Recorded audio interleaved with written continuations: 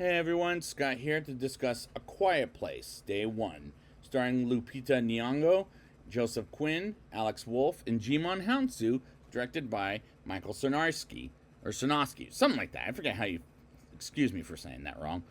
Now, before I get into this, I never saw the movie Pig, which was from the director of this movie, Michael Sarnowski. And honestly, I'm kind of afraid to because I've heard stories about the pig dying in that movie, spoiler alert.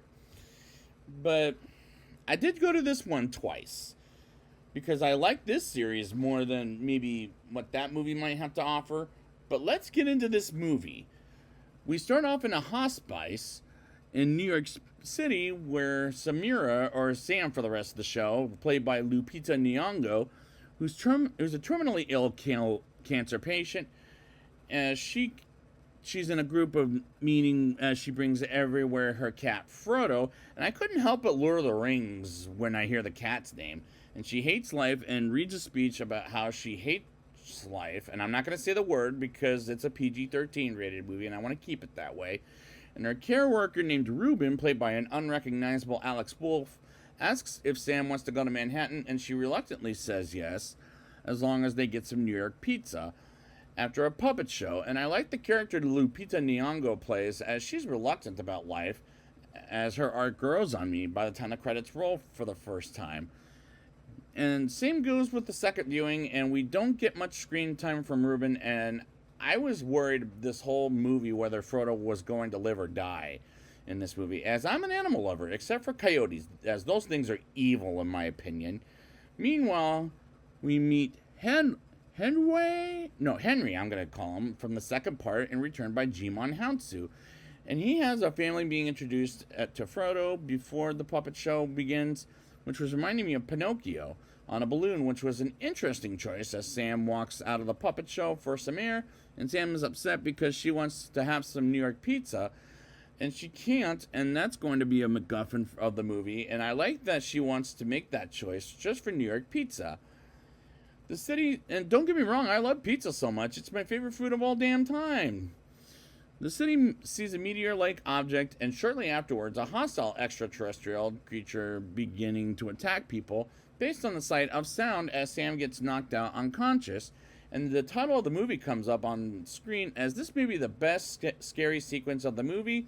as this is absolutely frightening to the point it was very intense. And I'm going to keep using that word for the rest of the show, as all these movies do. Sam wakes up, and Henry gets the idea of if they can hear you, make a sound as they're waiting in the theater, and Ruben has Frodo,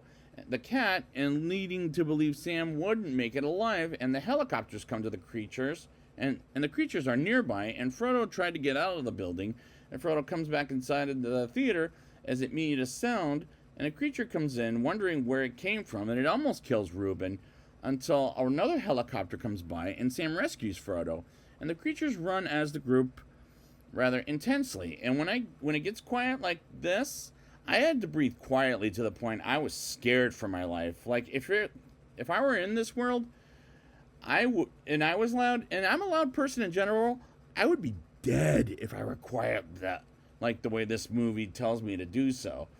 I wouldn't survive it, but Sam hears the radio saying to avoid the bridges, as she with others see the military blowing up the bridges so they can evacuate the city, and someone freaks out very loudly, and Henry accidentally tells him to be quiet and accidentally kills him, as that was funny, but at the same time not really, and really intense, as this movie is super intense. While Sam tells Ruben she's getting out of the theater for New York pizza,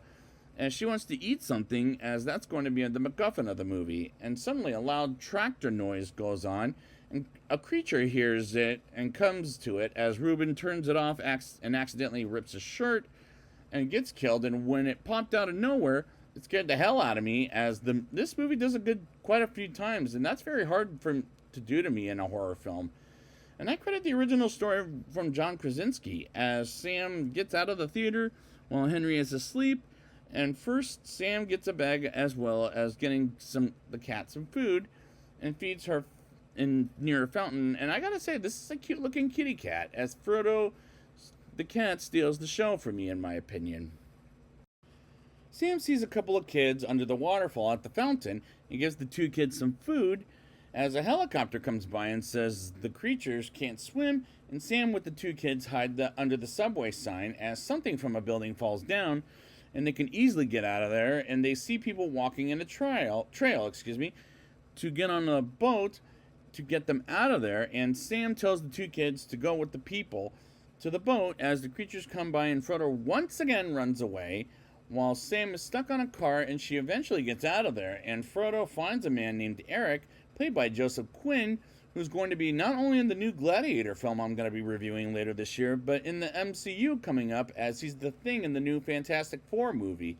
hiding in the water under the subway station. And he has a future after this movie, Gladiator 2, and the Fantastic Four. And I like him in this movie as he was great. He was a great addition to Frodo and Sam for the rest of the movie. Eric follows Sam and Frodo around as it rains, and while it rains, Sam tells Eric to stop following her because, remember, in the first movie, they won't find you unless while water is coming down, so they can talk briefly and quietly, and they get out of the rain to Sam's apartment to thunder and lightning strike, and Sam asks Eric to kick the door down because she doesn't have a key, and he kicks it down by two different thunderstorms. And Sam looks for the medicine, and Eric explains he's from England he was becoming a lawyer, as Sam tells Eric she's getting pizza in a place in Harlem, and we learn about Sam's father as he played beautiful piano when he was alive, as Sam and Eric scream and they get to sleep, and Sam dreams about the city being normal again until the creatures come up to scare the hell out of the audience, as that made me jump while I was frightened by this movie the whole damn time. That scare was effective in my opinion, but the good news is it was just a dream. And I'm not usually a fan of that, but it worked for me both times I saw the movie. Sam wakes up and takes Frodo with her and leaves Eric behind, and she goes to an outside library to read some books while Eric appears and comes to them. She forgot a book of her own, as the audience learns she wrote a book once, as she dropped the book, and Sam, Eric, and Frodo run for their lives from the creatures in a building, and they hear them running, and Eric throws a rock at a car to distract them, and they get in a subway station, and as they go through the tracks while in water, as Frodo had no choice but to get in the water, because remember, cats hate water, but luckily Frodo survived it, and this was one of the scenes I was hanging on to my breath while the movie took it away from me. From being very, very freaking quiet, they get away because, remember, the creatures can't swim, as there was one in the sewers. As they get Frodo to safety, and Sam and Eric go with Frodo to a church, and I was on the edge of my seat the entire time. I mean, my God. While in the church, Eric asks Sam what meds does she need, and he goes and gets them, and Eric goes in a library, and that's when he gets a book that was written by Sam, and the audience learns that she was illiterate once in her life, as Frodo finds Eric and comes in as he purrs, and they walk back to the church, and they run into the creatures, and they hide, and this was the point I was getting super worried about Frodo the cat the whole time during that scene, as the creatures were eating an egg of some kind, as Eric made a noise and tries to remain quiet, while a creature can listen to the noise, but it doesn't hear anything, and Eric grabs Frodo and takes him back to the church, and Eric gives Sam her meds, bringing up how she wrote a book in her life, once in her life I'll say, and she loved how her father played beautiful piano, and for what little dialogue was in this movie, it works as this concept still works in my opinion. Sam and Eric leave the church with Frodo and walk to the pizza place on Harlem, as it's destroyed on the inside because it burned down, and Sam is sad about it, and Eric asks where Sam's father played the beautiful piano, and she takes him to the bar where they played while Sam charges her iPod, and Eric gets some New York pizza in a box sliced up from a New York pizza place called Patsy's, that's where in Harlem, which was where Sam wanted to get pizza from in the first place, and Eric brings some back to the bar, while Frodo takes a slice with Sam and Eric, and they do a magic trick quietly, as she picks the card without Eric seeing it and guessing it's a card if it's Arcarda, and that scene was rather cute. And I don't expect that from a Quiet Place movie, as Sam got what she wanted by the end of that scene. Sam and Eric see one of the boats taking off on sea, and the creatures try to go towards them. But Eric and Sam go downstairs outside, and they hide from the creatures and try to figure out a way to get into the boat without getting killed. And Sam decides to distract them while Eric keeps Frodo the cat with him, because Sam gives the cat to him as she creates a distraction for the creatures while the people see what's going on land and see the creatures are running towards some noise as they come towards Eric and Frodo while running to the water, and they get in the water before they get on the boat led by Henry while Sam is stuck on land. And Sam wrote a note to Eric about how to take care of Frodo, saying thank you for making her feeling alive. And Sam decides to sacrifice herself with the iPod, and the speaker's going loud, and she dies off screen as the credits roll. And the climax was powerful as it scared the living hell out of me and the entire time, as well as this whole movie.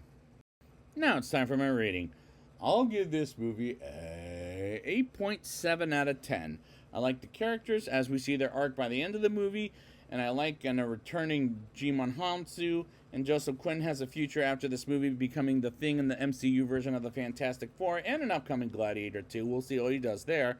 And my favorite character is Frodo the cat, as I was worried for the cat whether it lived or died, and luckily it doesn't die, spoiler alert, as I was happy. So I was happy about the movie making me jumps, which is usually very hard in a horror film nowadays.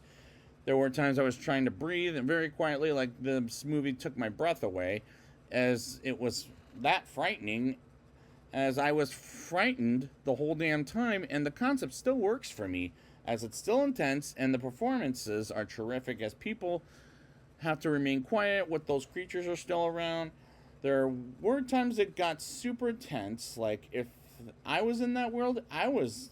being loud, because generally speaking I'm a loud person, it would kill me. So it gave me no choice but to make me remain quiet, as this is a solid recommendation